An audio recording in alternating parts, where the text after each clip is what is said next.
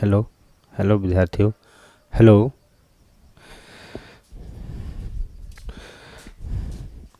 Hello how are you विद्यार्थियों, कैसे हैं आप लोग। मैं उम्मीद करता हूं कि आप लोग अच्छे से होंगे और जम की तैयारी कर रहे होंगे। तो आज मैं आप लोगों को 10th क्लास का द्विघात समीकरण यानी क्वाड्रेटिक इक्वेशन संबंधित कुछ महत्वपूर्ण टॉपिक लेकर आया हूं और थ्योरी के साथ साथ इसका कुछ क्वेश्चन भी बताऊँगा।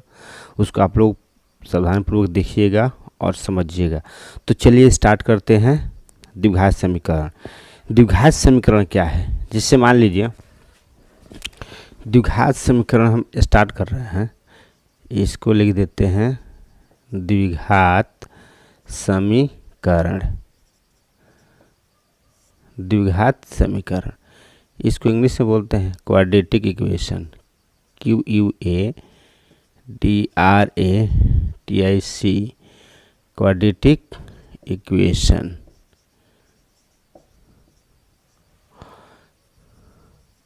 तो सबसे पहले इसका परिभाषा देखिए क्या होता है। परिभाषा इंग्लिश में इसको हम बोलते हैं डिफिनीशन। क्या बोलते हैं? डिफिनीशन। यदि ए बी सी तीन वास्तविक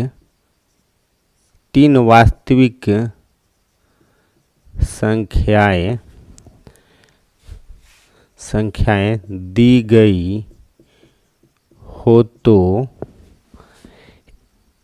ax² bx + c = 0 के रूप का कोई भी समीकरण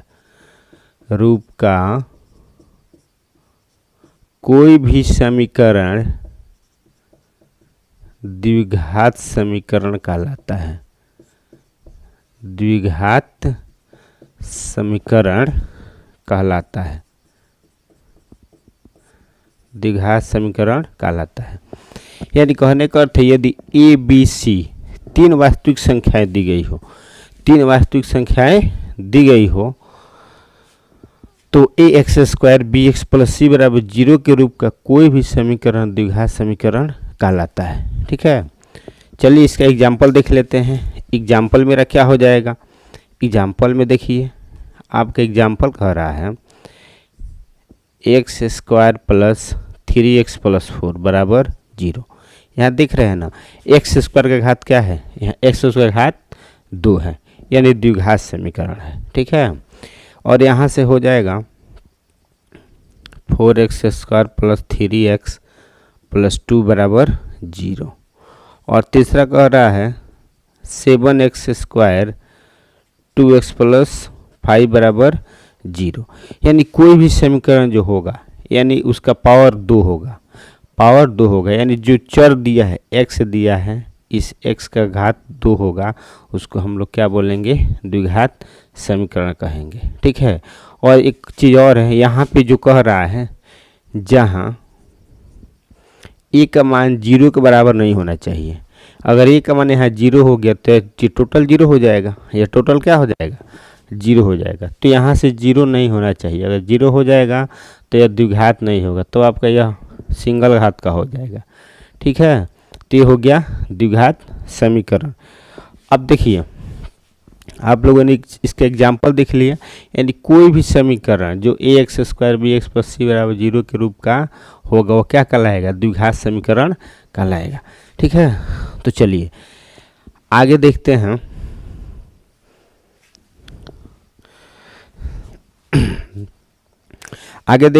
द्विघात समीकरण के मूल। द्विघात समीकरण के मूल।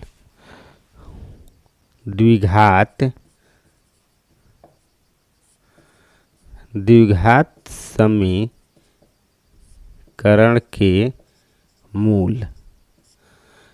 समीकरण का हम लोग मूल कैसे निकालते हैं? ठीक है, द्विघात समीकरण के मूल कैसे निकालते हैं, मूल क्या होता है? ठीक है, इसके बारे में हम लोग समझेंगे। ठीक है, तो जैसे मान लीजिए हमारे पास कोई बहुपद दे दे, जैसे मान लीजिए यहीं से लिख देते हैं A X square B X plus C के शून्यक ही द्विघात समीकरण A X square B X plus C बराबर 0 के मूल कहलाते हैं। यानी देखिए इसका मूल क्या होगा, यही मेन है, मूल निकालना। ठीक है, यानी द्विघात समीकरण जिसका घात 2 हो, जिसका घात क्या हो 2 हो, उससे क्या कहेंगे हम लोग, द्विघात समीकरण कहेंगे। ठीक है, इसका मूल क्या है, देखिए यहाँ पर मूल है, मूल यानी रूट्स, इसको इंग्लिश में बोलते हैं रूट्स बोलते हैं। ठीक है, तो इसके 2 मूल होते हैं। इसके कितने मूल होते हैं, 2 मूल होते हैं। यानी A X square B X plus C के शून्यक ही द्विघात समीकरण A X square B X plus C बराबर 0 के मूल कहलाते हैं। इनके 2 मूल होते हैं जिन्हें अल्फा तथा बीटा कहते हैं। यानी देखिए जो भी मान आएगा, इसका मान अगर निकालेंगे, उसका x का मान 2 मान आएगा, वही क्या कहलाएगा, उसका मूल कहलाएगा। यानी अल्फा और बीटा, यहाँ अल्फा बीटा का कुछ भी हम लोग मान सकते हैं। ठीक है, तो ये हो जाएगा मेरा द्विघात समीकरण के मूल हो जाएगा। तो मूल कैसे निकालेंगे, यानी इसको क्या करेंगे, इसको बहुत तरीका है निकालने के लिए। इसका पहले फैक्टराइज करेंगे, पूर्ण वर्ग करेंगे, है ना, उसके बाद से सूत्र द्वारा इसको हम लोग ज्ञात कर सकते हैं। ठीक है, अब चलिए, अब इसके आगे हम देखते हैं, देख रहे हैं ना मूल कैसे निकालते हैं। ये हो जाएगा द्विघात समीकरण के मूल। अब देखिए द्विघात समीकरण को मूल ज्ञात करने की कितनी विधियां हैं, ठीक है, उसको देखते हैं। लिखेंगे द्विघात समीकरण के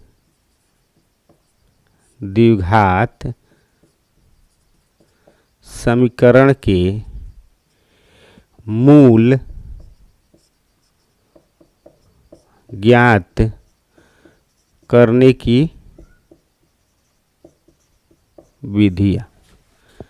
देखिए द्विघात समीकरण के मूल ज्ञात करने की कितनी विधियां हैं। पहला विधि है गुणनखंड विधि, इसको क्या बोलेंगे, गुणनखंड विधि। दूसरा है पूर्ण वर्ग विधि। तीसरा इसको हम लोग क्या बोलेंगे, द्विघात सूत्र, द्विघाती सूत्र या श्रीधराचार्य नियम। तो ये 3 विधियां हैं। द्विघात समीकरण के मूल को ज्ञात करने की कितनी विधियां हैं, 3 विधियां हैं। और इन तीनों विधि से हम लोग क्या करेंगे, द्विघात समीकरण की हम लोग इस मूल को ज्ञात कर सकते हैं। ठीक है, तो यहाँ से कैसे निकालेंगे, जैसे गुणनखंड विधि है, पूर्ण वर्ग विधि है और द्विघात सूत्र या श्रीधराचार्य नियम है। तो हम लोग बारी बारी से इसको क्या करेंगे, देखेंगे और समझेंगे। जैसे गुणनखंड विधि है, पूर्ण वर्ग विधि है और द्विघात सूत्र है। ठीक है, अब देखिए इसको हम लोग जानेंगे।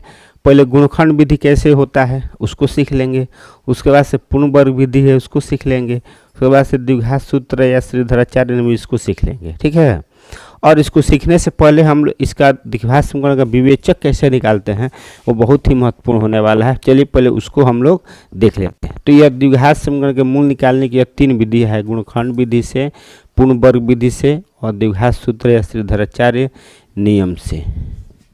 ठीक है, चलिए अब देखते हैं द्विघात समीकरण का विवेचक ज्ञात करना। द्विघात समीकरण का विवेचक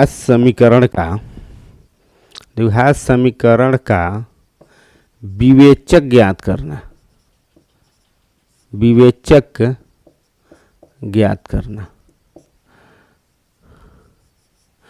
ठीक है। तो विवेचक कैसे निकालेंगे हम लोग, द्विघात समीकरण का विवेचक कैसे ज्ञात करेंगे। जैसे मान लीजिए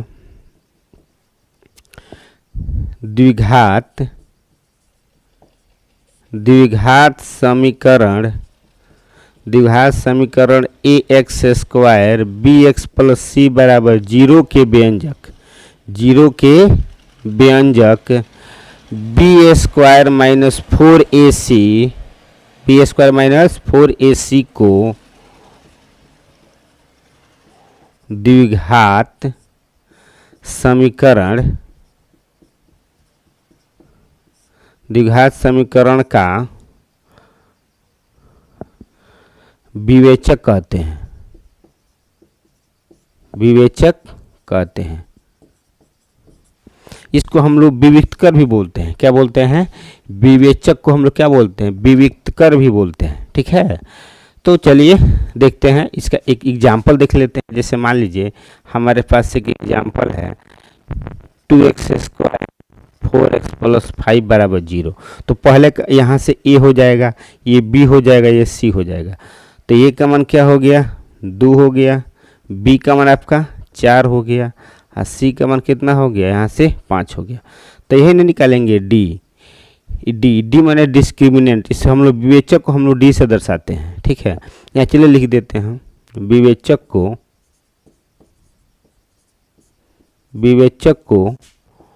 डी से सूचित किया जाता है। तो d बराबर क्या हो जाएगा? B square minus 4ac। इसी पर हम लोग क्या करेंगे? विवेचक का मान निकालेंगे। चलिए b का मान क्या है? यहाँ से देखिए, यहाँ से b का मान 4 है, तो ये हो जाएगा 4 का स्क्वायर 4। a का मान क्या है? यहाँ से 2 है, और c का मान कितना है? 5 है। 4 चौके 16, 4 दूना 8 बचे 40। यहाँ देख रहे हैं माइनस कितना होगा? 24 होगा। तो ये हमारा हो गया d का मान। ये मेरा विवेचक ज्ञात हो गया।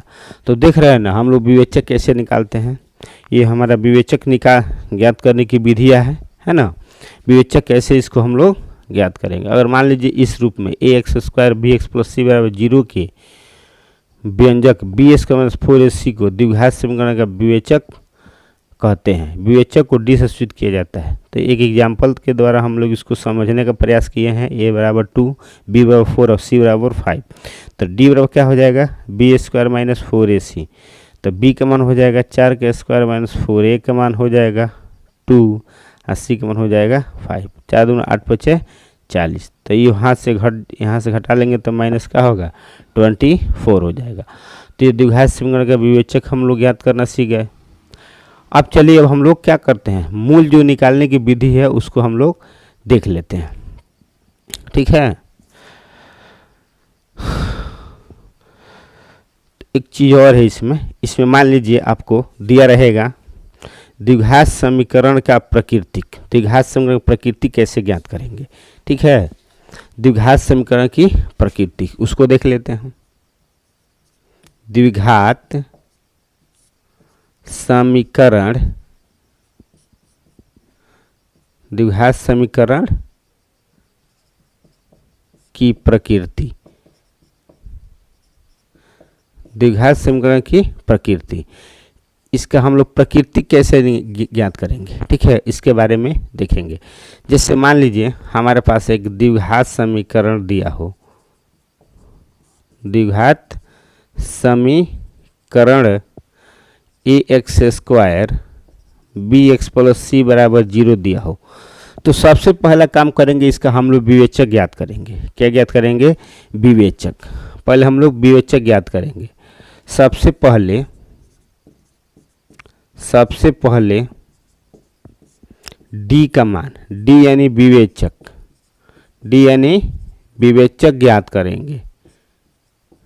ज्ञात करते हैं। क्या करेंगे? विवेचक ज्ञात करते हैं। और इस विवेचक का मान एक नंबर देख लीजिए।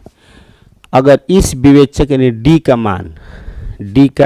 मान अगर 0 से छोटा आता है, 0 से छोटा आता है या 0 से बड़ा आता है, पहले चलिए 0 से बड़ा, यानी 0 से बड़ा का अर्थ क्या हुआ? 1 आ गया, 2 आ गया, 3 आ गया, 4 आ गया, 5 आ गया। ठीक है, 0 से बड़ा का मतलब क्या है? 1 आया, 2 आया, 3 आया, 4 आया, 5 आया। तो मूल वास्तविक होता है। क्या होता है? मूल वास्तविक होता है। ठीक है, और असमान होता है। मूल वास्तविक और असमान होता है। फिर दूसरा आता है जब d का मान 0 से छोटा हो, 0 से छोटा हो तो यहाँ लिख देंगे मूल वास्तविक नहीं होता है, मूल वास्तविक नहीं होता है। ठीक है, और 3 नंबर कह रहा है d का मान जब 0 के बराबर हो तो मूल वास्तविक और समान होता है, मूल वास्तविक और समान होता है, मूल वास्तविक और समान होता है। तो देख रहे हैं ना द्विघात समीकरण की प्रकृति कैसे ज्ञात करेंगे। सबसे एक द्विघात समीकरण ax² bx + c = 0 दिया गया हो तो सबसे पहले d यानी विवेचक ज्ञात करते हैं। क्या ज्ञात करते हैं? d। और इस d का मान जब 0 से बड़ा हो, 0 से बड़ा हो तो मूल वास्तविक होता है और असमान होता है, और d का मान जब 0 से छोटा हो तो मूल वास्तविक नहीं होता है, और d का मान 0 के बराबर हो जाए तो मूल वास्तविक होता है और क्या होता है? समान होता है। ठीक है, तो ये रहा मेरा यह द्विघात समीकरण की प्रकृति ज्ञात करना। अब चलिए हम लोग बारी बारी से देख लेते हैं गुणनखंड को ज्ञात करने की जो विधियाँ था ना जी, गुणनखंड कर रहे हैं, मूल को ज्ञात करने की जो विधि है उसको हम लोग कैसे ज्ञात करेंगे, चलिए उसको देखते हैं। ठीक है,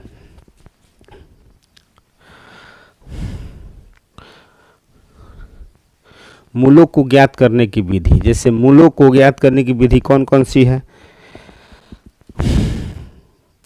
मूलों को ज्ञात करने की विधि, ज्ञात करने की विधि, मूलों को ज्ञात करने की विधि कौन कौन सी है? पहला था, आप पहला लिखाए हैं गुणनखंड विधि है, गुणनखंड विधि है यानी फैक्टराइजेशन मेथड, फैक्टराइजेशन मेथड गुणनखंड विधि है। जैसे मान लीजिए इस विधि में क्या कहता है, और कोई संख्या दिया गया है द्विघात के रूप में, जैसे मान लीजिए हमारे पास एक एग्जाम्पल द्वारा इसको हम समझने का प्रयास करते हैं। x² + 7x + 12 दिया है = 0 और कह रहा है इसका मूल ज्ञात कीजिए। तो हम लोग कैसे ज्ञात करेंगे? गुणनखंड विधि से इसका मूल ज्ञात करेंगे। ठीक है, तो कैसे ज्ञात करेंगे? तो सबसे पहले इसका फैक्टर कर देंगे। तो फैक्टर आप जानते हैं ना कैसे होता है, 3 + 4 जोड़ देंगे तो क्या आएगा? 7 आ जाएगा, और 4 × 3 = 12 आ जाएगा। अब देखिए आगे क्या करते हैं, इसको लिख देंगे x², x इसमें गुणा कर देंगे, 3x इसमें करेंगे तो हो जाएगा 4x + 12 = 0। x डबल है तो x कॉमन ले लेंगे तो x + से हो जाएगा 3, यहाँ से हो जाएगा 4 और x + हो जाएगा 3 = 0। तो x + ये हो जाएगा 4, ये होगा x + 3 = 0। अब इसको बारी बारी से क्या करेंगे? 0 के बराबर करेंगे, इसको भी 0 के बराबर करेंगे, तो यहाँ से हो जाएगा यदि x + 4 = 0 तो x = -4 हो जाएगा, और x + 3 = 0 तो x बराबर क्या होगा? -3 होगा। अगर देखिए यहाँ प्लस है तो उधर जाएगा तो क्या हो जाएगा? -4 हो जाएगा। यहाँ x + 3 = 0 है तो x उधर जाएगा तो क्या होगा? -3 हो जाएगा। तो इस तरह से मेरा 2 मूल निकल गया, x का मान 2 होते यानी मूल इसके क्या होते हैं? 2। इसी को हम लोग अल्फा, इसको क्या बोलते हैं? बीटा बोलते हैं। ठीक है, अब चलिए आगे हम देखते हैं पूर्ण वर्ग विधि, पूर्ण वर्ग विधि। ठीक है, तो पूर्ण वर्ग विधि आज का दूसरा मेथड क्या कह रहा है? पूर्ण वर्ग विधि। दूसरा और सेकेंड मेथड है पूर्ण वर्ग विधि, पूर्ण वर्ग विधि। पूर्ण वर्ग विधि कैसे निकालते हैं? जैसे मान लीजिए हमारे पास ax² bx + c = 0 के रूप में कोई द्विघात समीकरण दे दिया हो, तो सबसे पहले इस x के स्क्वायर के गुणांक को a है ना, तो a से सब में भाग देंगे, इधर ही भाग देंगे a से, यहाँ भी a से, यहाँ भी a से और यहाँ भी a से। अब ये प्रश्न ये उठता है कि a से सर क्यों भाग दिए हैं? हम a से इसलिए भाग दिए हैं कि क्योंकि एक्स स्क्वायर का गुणांक क्या है, ए है, यहाँ एक्स का गुणांक बी है, यहाँ क्या है, सी है।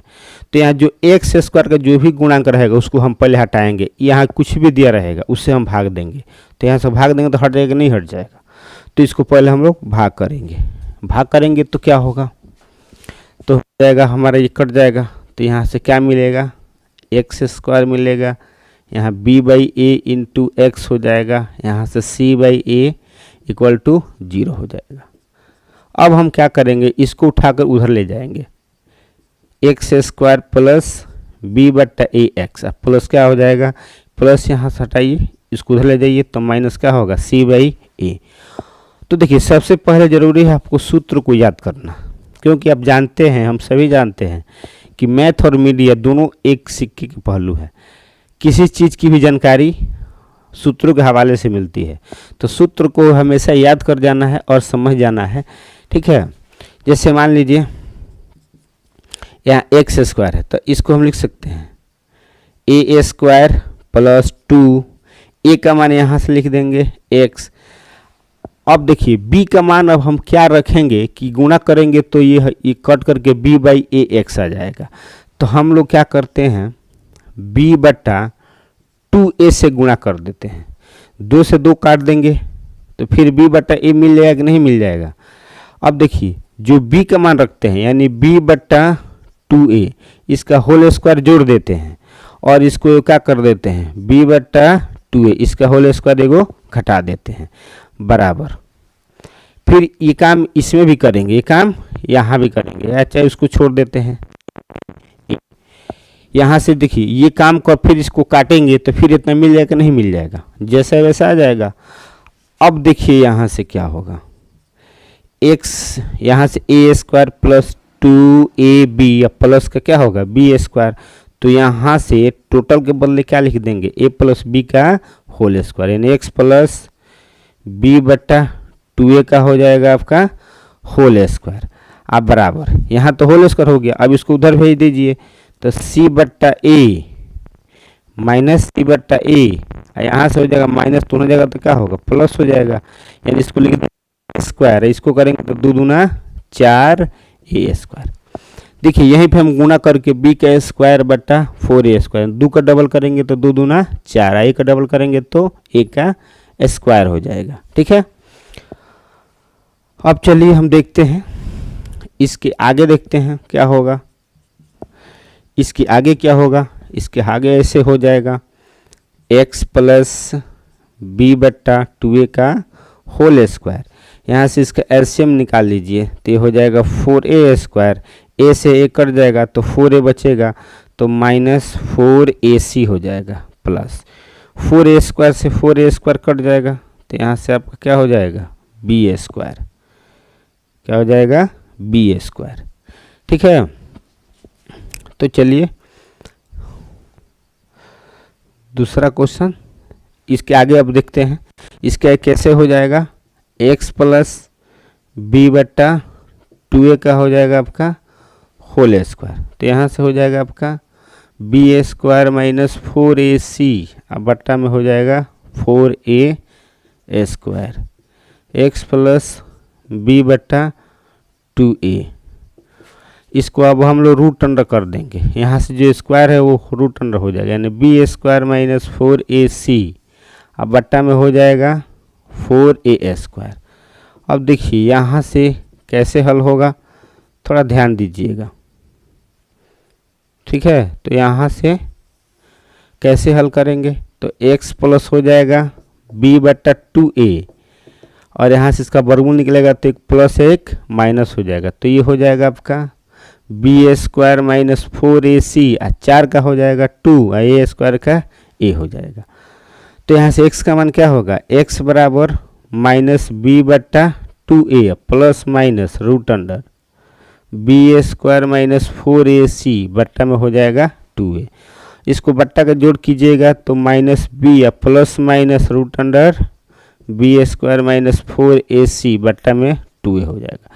तो इस तरह से हम लोग मूल भी निकाल सकते हैं, कैसे, गुणनखंड विधि से। देखिए यही मेरा क्या होगा, 2 मूल हो जाएगा, एक प्लस में होगा एक माइनस में होगा, ठीक है। तो यहाँ से मेरा दो मूल होगा, एक प्लस में होगा एक माइनस में होगा। ठीक है, यहाँ से ए है, इसमें का ए है, उसको आप लोग नोट करके रखिएगा। तो देख रहे हैं ना, आप लोगों ने गुणनखंड विधि सीख लिया। अब इस पर एक क्वेश्चन बताएंगे, है ना। चलिए इसको मिटा, आप लोग इसको फिर रिपीट करके दोबारा देख लीजिएगा। चलिए इसको मिटा देते हैं। तो आगे देखिए, आगे क्या होगा। आगे तीसरा मेथड क्या कह रहा है, द्विघात सूत्र। क्या कह रहा है, द्विघात सूत्र से हम लोग कैसे ज्ञात करेंगे। तीसरा मेथड है द्विघात सूत्र। द्विघात सूत्र, द्विघात सूत्र। ये देखिए, ये मेरा पार्ट 1 वीडियो है, ये मेरा पार्ट 1 वीडियो है। इस पार्ट 1 वीडियो में आपको जितना फार्मूला है उस सारे फार्मूला कराऊंगा। उसके बाद से चैप्टर एक एक करके चैप्टर को हम लोग सॉल्व करेंगे। ठीक है, तो द्विघात सूत्र कैसे हल करेंगे। जैसे मान लीजिए मेरे पास A X square B X plus C बराबर 0 दिया हो, तो सबसे पहले इसका डी निकाल देंगे। तो डी बराबर होता है बी स्क्वायर माइनस 4ac। ठीक है, और इस बी स्क्वायर माइनस 4ac का मान निकालने देख लेंगे। अगर यह डी का मान 0 से बड़ा हो, डी का मान 0 से बड़ा हो, तो द्विघात सूत्र से द्वारा यानी x बराबर minus b plus minus root under b square minus 4ac बट्टा 2a का अप्लाई कर देंगे। ठीक है, इस फार्मूला का अप्लाई कर देंगे तो मेरा निकल जाएगा। तो यहाँ से दो मान होगा मेरा, माइनस बी एक प्लस में हो जाएगा बी स्क्वायर माइनस 4ac, अब बट्टा में हो जाएगा 2a, एक हो जाएगा माइनस में, minus b minus root under b square minus 4ac, अब बट्टा में क्या हो जाएगा 2a हो जाएगा। ठीक है, तो आप देख रहे हैं ये डी का मान जब 0 से बड़ा हो जाएगा तो उस कंडीशन में हम लोग x बराबर निकालेंगे माइनस बी प्लस में root b square minus 4ac बट्टा 2a, माइनस बी एक प्लस में हो जाएगा और एक माइनस हो जाएगा। तो इस तरह से मेरा दो मूल निकल जाएगा। ठीक है, तो इस पार्ट 1 वीडियो में इतना ही। इसके पार्ट 2 वीडियो में बारी बारी से एनसीईआरटी का 4.1, 4.2 और 4.3 का एक एक क्वेश्चन को मैं लेकर आऊँगा और आपको समझाऊंगा। तो thank you watching for video and subscribe my channel. और जो विद्यार्थी हमारे चैनल पर नए हैं या जिन्होंने चैनल को सब्सक्राइब नहीं किया है, प्लीज़ आप चैनल को सब्सक्राइब कर लें, क्योंकि आपके सब्सक्राइब से ही हम लोग का आत्मविश्वास बढ़ता है और हम लोग आगे आप लोगों को अच्छे से समझाने का प्रयास करते हैं। तो चलिए आज का सफ़र इतना ही। Thank you watching for video and subscribe my channel.